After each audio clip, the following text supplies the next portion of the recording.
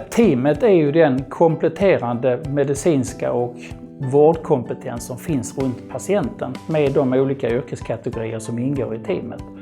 Och det är teamets uppgift att skapa förutsättningar för bästa möjliga hälsa för den patienten med de förutsättningar som patienten har.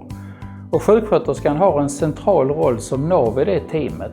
Det är sjuksköterskan som har den kontinuerliga kontakten med patienten, uppföljningen, som samlar in patientens frågor, oro, farhågor och kanaliserar dem till övriga medlemmar i teamet. Så att man på bästa möjliga sätt ser till helheten och skapar bästa möjliga förutsättningar för hälsa och välbefinnande hos patienten. Och då också ser till patientens sociala situation och struktur och kulturellt och inte bara fokusera på någon enstaka medicinsk fråga.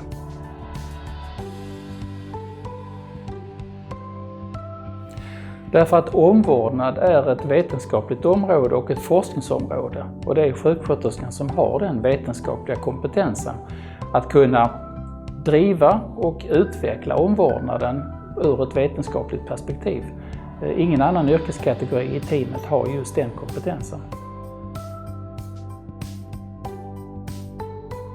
Eftersom vården måste inriktas på att skapa förutsättningar för bästa möjliga hälsa för patienten och att hälsa är ett begrepp som består av så många olika komponenter, så kan inte vården vara en verksamhet som bara inbegriper diagnostik och behandling och punktinsatser, utan det måste vara en kontinuitet.